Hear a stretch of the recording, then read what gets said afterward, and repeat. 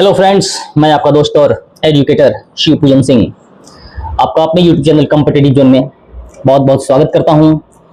दोस्तों, अभी RRB NTPC का एग्जामिनेशन चल रहा है। कौन सा मेन एग्जामिनेशन की तिथि जो है वो डेट निर्धारित हो चुकी है और इसके मद्देनज़र आपके लिए मैं क्या लेकर के आया हूं, मॉक टेस्ट। और ये जो टेस्ट है तीसरा नंबर का टेस्ट है। इसके पहले दो मॉक टेस्ट मैं आपको जो है वो प्रोवाइड करवा चुका हूं। ओके, आपने थंबनेल पे क्या देखा? थंबनेल पे आप देख रहे होंगे कि आपको उचित मार्गदर्शन वही देंगे जो स्वयं सिलेक्टेड है। बिल्कुल सही बात है। जो व्यक्ति जिस रास्ते से होकर गुजरा होता है वही व्यक्ति उस रास्ते के बारे में जानता है। तो बात वही है कि आपको उचित मार्गदर्शन यहीं से मिलेंगे। मैं आपका दोस्त और एजुकेटर शिव पूजन सिंह अभी वर्तमान में भारतीय रेलवे में कार्यरत हूं और मैं ये जानता हूं कि किस तरह से हमें तैयारियां करनी है, कहां से क्वेश्चंस एराइज हो रहे हैं। ओके फ्रेंड्स, अपने इसी अनुभव को शेयर करने की कोशिश मैं आपके साथ कर रहा हूं और बिल्कुल करूंगा। ओके, मैं आपको ये एश्योर कर देना चाहता हूं कि अगर आपने इस चैनल को फॉलो किया तो निश्चित तौर पे जीके और जीएस के सेक्शंस आपके इतने अच्छे होंगे।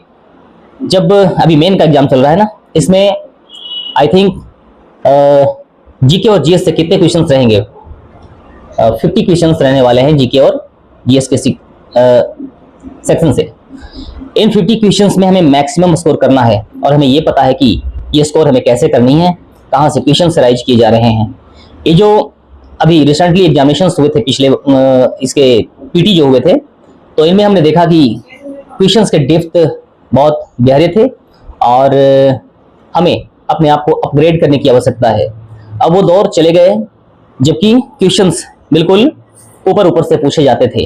अभी तो मैंने देखा कि कंप्यूटर साइंस से जो क्वेश्चंस यहाँ पर राइज किए गए हैं, ये क्वेश्चंस में बहुत ज़्यादा गहराई थी। ओके, तो जब आरआरबी अपने पैटर्न को चेंज कर रहा है पहले के अपेक्षा, तो हमें भी अपने द वे ऑफ स्टडी को चेंज करना होगा। ओके फ्रेंड्स, तो आइए देखते हैं कि कैसे क्वेश्चंस आरआरबी के द्वारा पूछे जा रहे हैं और कैसे किस तरह के क्वेश्चंस को पूछे जाने की संभावना है। आज का ये जो मॉक टेस्ट है, इसमें मैंने जीए यानी कि जनरल अवेयरनेस के जो सेक्शन है इसे एलिमिनेट कर दिया हूं और जो नेक्स्ट जो टेस्ट मैं लाऊंगा उसमें जीके और जीए जो कि 40 पूछे जा रहे हैं एटलीस्ट। ओके, 50 क्वेश्चन में 10 से 15 क्वेश्चन आपके जनरल अवेयरनेस होने वाले हैं।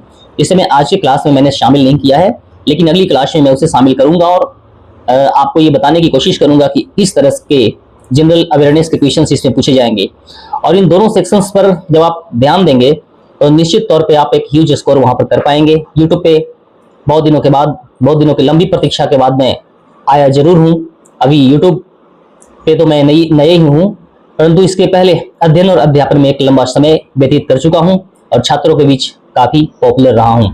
ओके फ्रेंड्स, तो आप स्टूडेंट से मैं ये कहना चाहता हूं कि अगर अभी तक आपने इस चैनल को सब्सक्राइब नहीं किया है, you must subscribe this channel. आप इस चैनल को सब्सक्राइब कर लें ताकि मैं अपने सारे अनुभवों को आप तक बिखेर सकूं और आपको लेकर के चल सकूं सफलता के उच्चतम शिखर तक। ओके फ्रेंड्स, तो आइए शुरू करते हैं, देखते हैं क्या कुछ हम कर सकते हैं। और हाँ, एक छोटा सा पेप टॉक आपको मैं देना चाहता हूँ कि सफलता उन्हें ही वर्ण करती है जिनमें लगातार परिश्रम करने की क्षमता होती है। लगातार परिश्रम करने का मादा एक न एक दिन आपको सफल जरूर करेगा। हाँ, लेकिन अब समय बहुत कम है और मैं आपको सीधे अपने टारगेट को हिट करने की ओर ले चल रहा हूँ। ये टारगेट अब ऐसे घूम करके टारगेट पर जाने की आवश्यकता नहीं, बल्कि डायरेक्ट हम इस टारगेट को शूट आउट करेंगे। ओके, डायरेक्ट इस टारगेट को शूट करने का समय आ चुका है। समय बहुत कम है। अभी आज मैं एक और रेलवेज का नोटिफिकेशन आया है RRB NTPC graduate and under graduate, उस पर एक वीडियो अपलोड किया हूँ, आप उसे देखेंगे। इस चैनल की विशेषता ये है कि बच्चों के भावनात्मक जो जुड़ाव होते हैं, जब तैयारी के दरमियान बच्चे क्या सोचते हैं, कैसे बीच में फ्रस्ट्रेशन उत्पन्न होते हैं, तो एक टीचर का कर्तव्य ये है फ्रेंड्स कि मैं आपके मनोभावों को समझूं और ये समझूं कि कैसे परीक्षाओं के लंबे समय का जो वक्त होता है उसमें कैसी परिस्थितियां उत्पन्न होती हैं और कैसे बच्चे को अपने आप को स्टेबल रखना पड़ता है इसमें। और मैंने ऐसे किया, रेलवे में सिलेक्शन ली, और आपको मैं वो सारे गुर बताऊंगा जिससे आप अपने आप को अपडेट रख पाएंगे और आप निश्चित तौर पर सफल होंगे। ओके, तो चलिए चैनल को सब्सक्राइब कीजिए, लाइक कीजिए, अपने फ्रेंड्स तक शेयर कीजिए। और ये रहा आपका पहला क्वेश्चन। आरआरबी एनटीपीसी आप जान ही रहे हैं, 2025 ऑनगोइंग मेंस एग्जामिनेशन, और मेन में तो वही बच्चे शामिल होने वाले हैं जिन्होंने प्रीडी क्वालिफाई किया है। तो चलिए, आप तो खुद एक टैलेंटेड बच्चे हैं, लेकिन यहाँ से जो मिलने वाली क्लासें हैं वो एक अद्भुत क्लास है। ओके, तो चलिए इस पर ध्यान दें। कंप्यूटर सिस्टम के कीबोर्ड पर अल्ट प्लस टैब, कौन सा अल्ट प्लस टैब दबाने का क्या उद्देश्य होता है? क्या होता है उद्देश्य फ्रेंड? ओपन एप्लीकेशन के बीच जो है वो ये स्विच करता है। तो आप देख रहे हैं कि क्वेश्चन जो पूछने का मोड जो है फ्रेंड्स, ये पहले से काफी चेंज हो चुका है, थोड़ी गहराई है। पहले कुछ दिन पहले जब रेलवे क्वेश्चन राइज करता था कंप्यूटर से, तो ये पूछता था कि what is the full form of CPU. Okay, CPU क्या है, सिस्टम सॉफ्टवेयर क्या है, एप्लीकेशन सॉफ्टवेयर क्या है, तो इन सारी चीजों तक ही पहले बातें सीमित होती थी। लेकिन आप देखिए कि कैसे कैसे बिल्कुल डेप्थ में चला जा रहा है व्यवस्था, धीरे धीरे गहराई में चली जा रही है व्यवस्थाएं सारी, और आपको तो इन गहराइयों का सामना करना ही पड़ेगा। और इसके लिए मैं आपके सामने उपस्थित हूँ।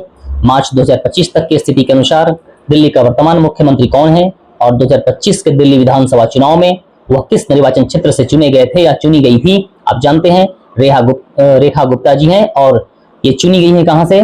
शालीमार बाग, न्यू दिल्ली से। ओके फ्रेंड्स, तो ऐसे करंट अफेयर पूछे जा सकते हैं और इसलिए मैं इन्हें शामिल करता हूं। सड़क परिवहन और राजमार्ग मंत्रालय के द्वारा प्रस्तावित एक राष्ट्रीय एक परमिट योजना का उद्देश्य क्या है? क्या है भाई? अंतर्राज्यीय भाड़ा वाहनों के लिए परिवहन में सुगमता। ये सड़क परिवहन और राजमार्ग मंत्रालय के द्वारा एक जो है वो राष्ट्रीय योजना है, तो इसे आप देख लें। ओके फ्रेंड्स, किस तरह से परीक्षाओं के दौर आते हैं और कैसे क्वेश्चंस जो है वो चेंज होते चले जा रहे हैं, तो भाई इन पर हमें ध्यान देना ही पड़ेगा। अपने आप को जब तक हम अपडेट नहीं रख पाएंगे तब तक हमें सिलेक्शन नहीं मिल पाएगी। और ये अपडेशन बिल्कुल सिस्टम सॉफ्टवेयर के जैसा है, जैसा कि आप देखते हैं कि आपके मोबाइल या कंप्यूटर या लैपटॉप में आता है सिस्टम अपडेट की बातें आती है, तो अपने आप को भी अपडेट करो फ्रेंड्स। वो दौर चले गए जब घिसी पिटी बातों से आपको सिलेक्शन मिलती थी, अब आपको पढ़ने होंगे। हम जैसे लंबे समय से ऊर्जा ये अनुभव प्राप्त व्यक्तियों से प्लास्टिक प्रदूषण पर अंतर सरकारी वार्ता समिति INC के 5वें सत्र INC 5.2 के दूसरे भाग का आयोजन कब और कहां होने वाला है फ्रेंड्स? तो ये अगस्त 2025 में जिनेवा स्विट्जरलैंड में ओके हुआ है, होने वाला नहीं, हुआ है।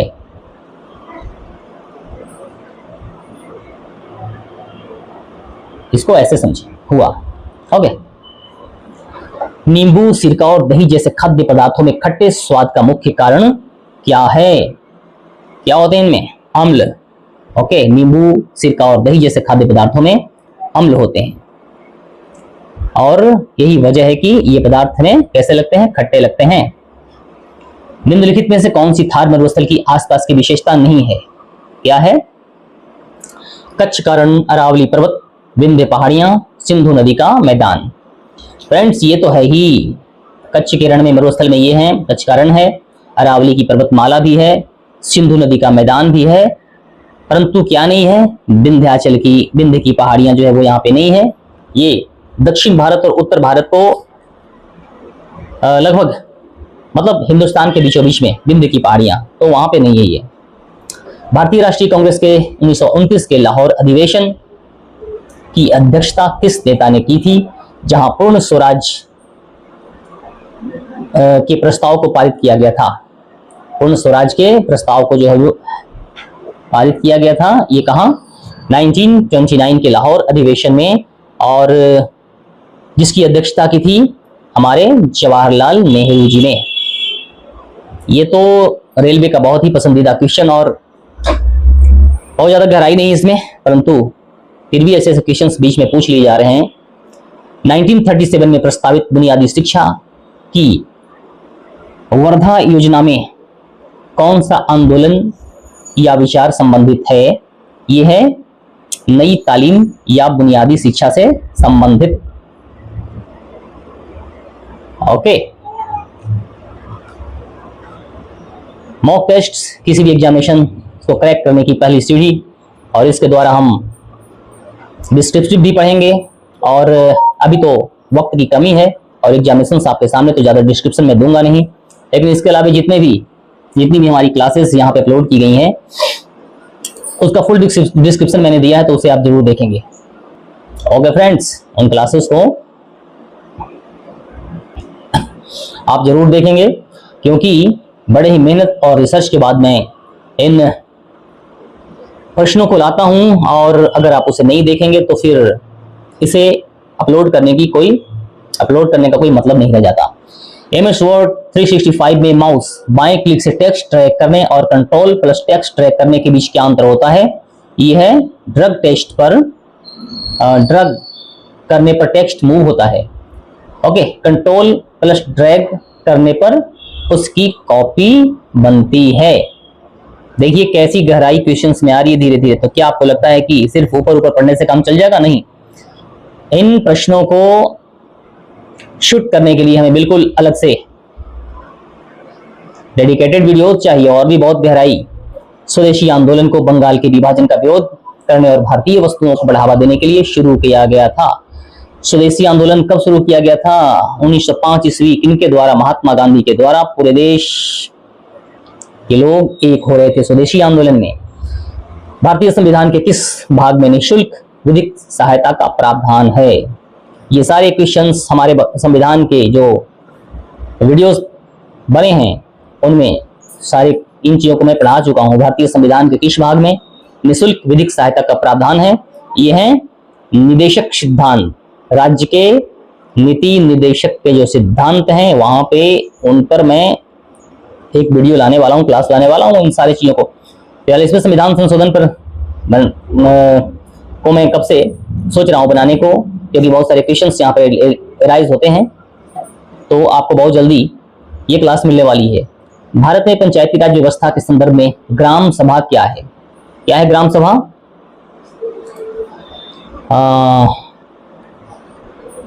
सभी पात्र ग्रामीण निवासियों की विचार विमर्श की जो है वो ये सभा है। ओके, ये ऑप्शन ए है फ्रेंड्स, इससे ए समझिए, और right answer is B. Okay, Airtel के टू अफ्रीका पल्स 2025, एयरटेल के two Africa pearls 2025 undersea cable landing system से कितनी अंतरराष्ट्रीय बैंडविड्थ जुड़ती है? यह है 100 टेराबिट प्रति सेकेंड से अधिक। बिल्कुल नेशनल और इंटरनेशनल सभी इवेंट्स को टच करता हुआ ये मॉक टेस्ट आपकी सफलता की कामना के साथ साथ आपके सामने आपके लिए प्रोवाइड करवाई जा रही हैं, तो आप इनसे लाभान्वित होंगे। ओके फ्रेंड्स, तो ऐसे टेस्ट्स ओके, कौन सी रसोई प्रक्रिया प्राशरण का उदाहरण है? अच्छा, सांद्रित लवण विलयन में कच्चे आम को डालना, ये जो है वो पराशरण प्रक्रिया का जो है एक उदाहरण है। साइंस का क्वेश्चन, और बिल्कुल ही ट्रेडिशनल नहीं, बिल्कुल नए कलेवर में इन प्रश्नों को पूछा जा रहा है। भारतीय अंग्रेजी साहित्य के सबसे प्रसिद्ध कवियों में से एक निसिम एंजिकेल का पहला कविता संग्रह का शीर्षक क्या है? यह है ए टाइम ऑफ चेंज। ओके, तो आप इसे देख सकते हैं। भारतीय राष्ट्रीय, अच्छा ओके, भारत में निम्नलिखित में से कौन सा शहरी स्थानीय शासन निकाय 1992 के बाद बंद कर दिया गया? यह है अधिसूचित क्षेत्र समिति।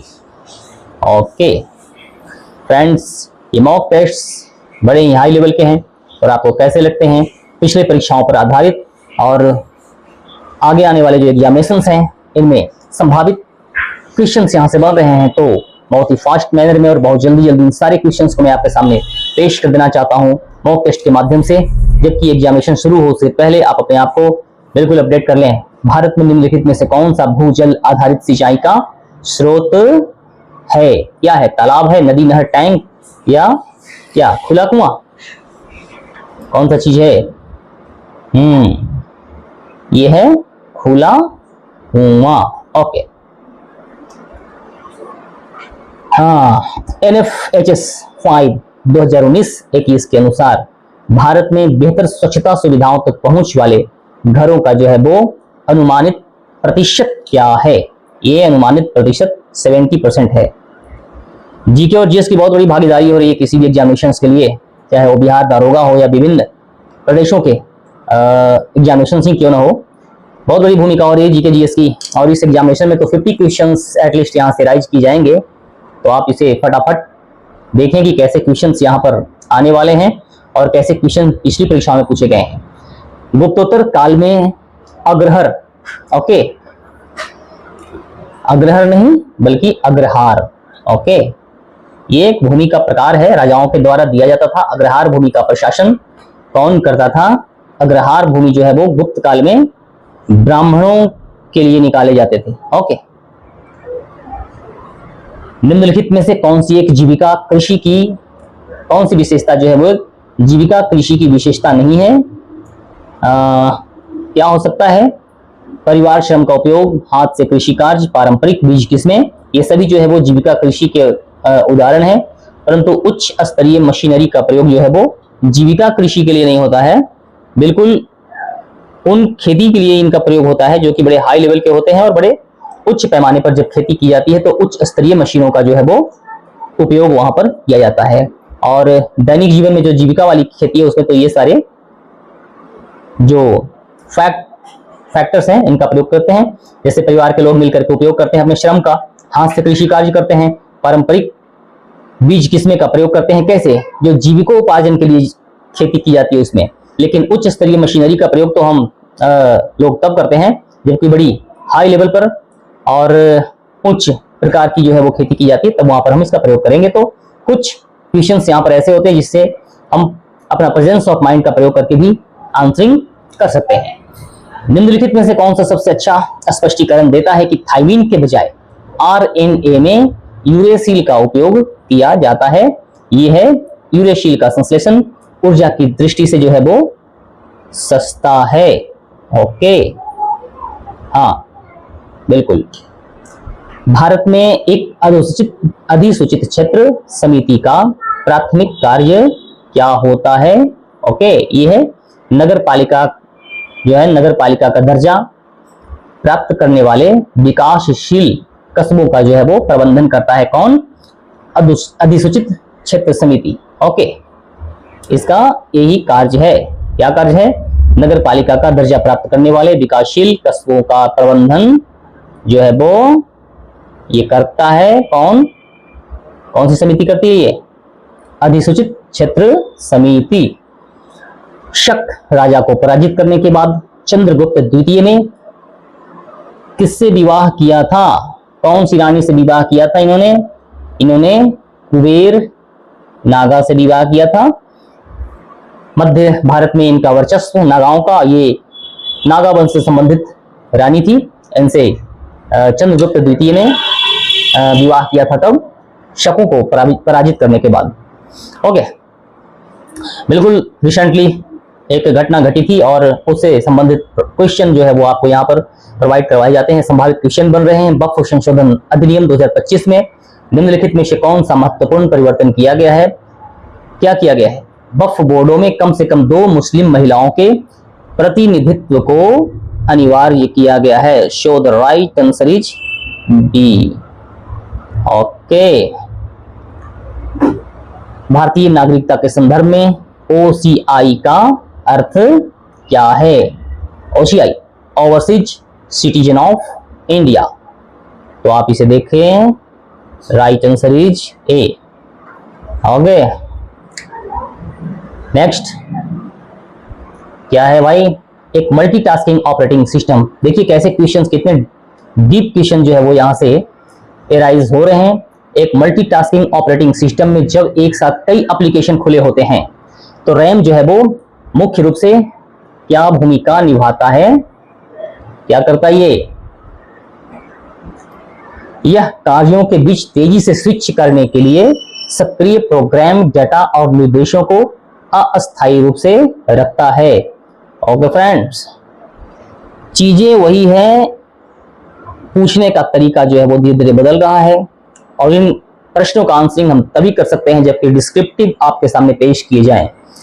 तो मेरी विशेषता यही है कि मैं डिस्क्रिप्टिव तो आपको पेश करूंगा ही करूंगा।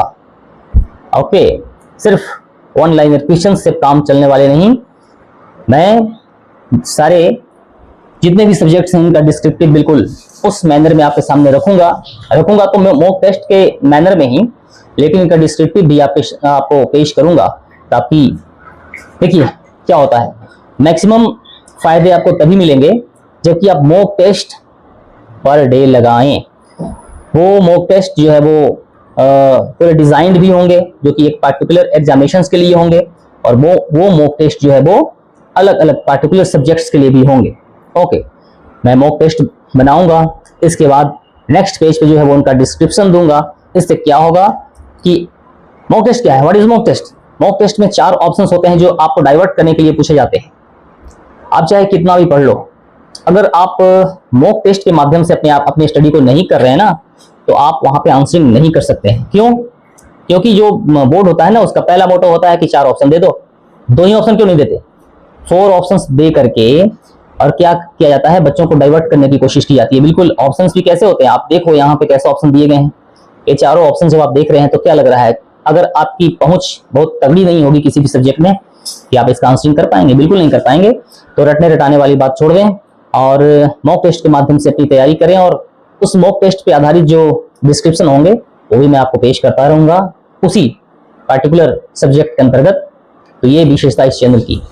भारत में 10,000 से कम और 5,000 से अधिक जनसंख्या वाले शहर किस प्रकार के श्रेणी में इन्हें जो है वो रखा गया है, ये श्रेणी 5 के अंतर्गत रखे गए हैं। क्या है श्रेणियों का मतलब, ये सब मैं बाद में बताऊंगा, फिलहाल नहीं। नेक्स्ट 3 मई, ओके, ये मई की बात किया जा रहा है। 3 या 4 मई 2025 को आयोजित Arctic circle India forum Bharat के किस शहर में आयोजित हुआ था? तो ये तो नई दिल्ली है। सारे बहुत संभावित क्वेश्चन, फिर से रिपीटेशन की संभावना। पीएम गति शक्ति, ओके, पीएम गति शक्ति पहल का जो है वो मुख्य लक्ष्य क्या है? ओके, ये है पहल, हो गया यहाँ पर मिसप्रिंट, तो ये पल नहीं बल्कि पहल पढ़ें। ओके, पीएम गति शक्ति पहल का मुख्य लक्ष्य क्या है? क्या है? परिवहन और रसद में जो है वो सुधार करना है। ओके फ्रेंड्स, वीडियो बहुत लंबी हो जाती है, हमारी ये कोशिश होती है कि 30-35 क्वेश्चंस का जो मैं सेट आपके लिए लाता हूं तो ये कम से कम 25 मिनट्स में कंक्लूड हो जाए। ओके, क्या ये पीएम गति शक्ति भारत सरकार द्वारा शुरू की गई जो है वो एक राष्ट्रीय स्तर प्लान है। ओके, राष्ट्रीय मास्टर प्लान है जिसका उद्देश्य जो है वो देश भर में बहुआयामी कनेक्टिविटी और रसद दक्षता में प्रगति करना है। ओके, ये पहल कब शुरू की गई थी? ये पहल 13 अक्टूबर 13 अक्टूबर 2021 को ये पहल शुरू की गई थी। प्रधानमंत्री मोदी के द्वारा ये पहल की शुरुआत। अब आप समझ लिए ये 2021 की घटना है, परंतु रिसेंटली एग्जामिनेशंस में इसे पूछे जाने की संभावना, और ये वही क्वेश्चंस हैं जो भी पिछली परीक्षाओं में इनकी रिपीटेशन हुई, फिर से इनकी रिपीटेशन की संभावना पूरी तरह से बनती है। क्योंकि मैंने देखा है पिछली परीक्षाओं में रिसर्च के बाद मैंने देखा कि बहुत सारे क्वेश्चंस मेन में वही क्वेश्चन पूछे गए जो कि पीटी में पूछे गए थे। फ्रेंड्स, तो ये जो क्वेश्चंस यहाँ पर लाए गए हैं इन्हें आप अन्यथा न लें। ओके, ये क्वेश्चंस पूरी तरह से रिपीटेशन की संभावना बनती है। पिछली परीक्षाओं में मैंने देखा कि कुछ क्वेश्चन तो जीए जो है जनरल अवेयरनेस के क्वेश्चन जो थे पिछली परीक्षाओं से ही संबंधित थे और कई तो हूबहू भी थे। तो ये जो examination based research based question आपके लिए लाया गया है, बहुत ही महत्वपूर्ण। आप इसे पढ़ें और बिल्कुल ऑथेंटिक तरीके से अपनी तैयारी को अपडेट करें। मेरा ये दावा है कि मैं आपको उस पायदान पे लेकर के जाऊंगा जहां जाना हर एक छात्र चाहता है और निश्चित तौर पे आगे आने वाली जो परीक्षाएं हैं आप उसमें सफल होंगे। बहुत सारी क्लासेस इस चैनल के माध्यम से आपको प्रोवाइड करवाए जाएंगे। बिल्कुल आप एक परिवार के जैसे मेरे साथ पढ़ाई करेंगे, बिकॉज मैं ये चाहता हूँ कि आप भी मेरे जैसे सेलेक्ट होकर के और भारतीय रेल में आएँ या जहाँ कहीं भी आप तैयारी कर रहे हैं, जिस भी एग्जामिनेशन की तैयारी कर रहे हैं, आप वहाँ पे आपकी सिलेक्शन हो। क्योंकि जीके और जीएस सेक्शन को मैं बहुत अच्छी तरह से कवर करने वाला हूँ और ये कवर करने वाला हूँ, ये बताने वाला हूँ कि कहाँ से क्वेश्चंस कैच किए जाएंगे और कैसे हम इन प्रश्नों को हल कर सकते हैं और संभावित क्वेश्चंस क्या हो सकते हैं। ये सारी चीज़ें मैं आपको बिल्कुल बताता चलूँगा, क्योंकि अपने लंबे अनुभव को आपके सामने शेयर करते हुए हमें बहुत ही मज़ा आता है। देखिए, मैं पठन पाठन क्यों करता हूँ, हमें लगता है कि जो कुछ मैं जानता हूँ इन चीज़ों को मैं आपके सामने शेयर करूँ, आपके साथ शेयर करूँ। और एक छात्र और स्टूडेंट का क्या कर्तव्य है, नॉलेज, पठन पाठन और पठन पाठन के माध्यम से अपने देश का विकास करना। ओके फ्रेंड्स, तो मिलते हैं अपनी अगली क्लास में। तब तक के लिए आप अपना ख्याल रखिए, अपनी स्टडी को जारी रखिए। ओके, जय हिंद, जय भारत।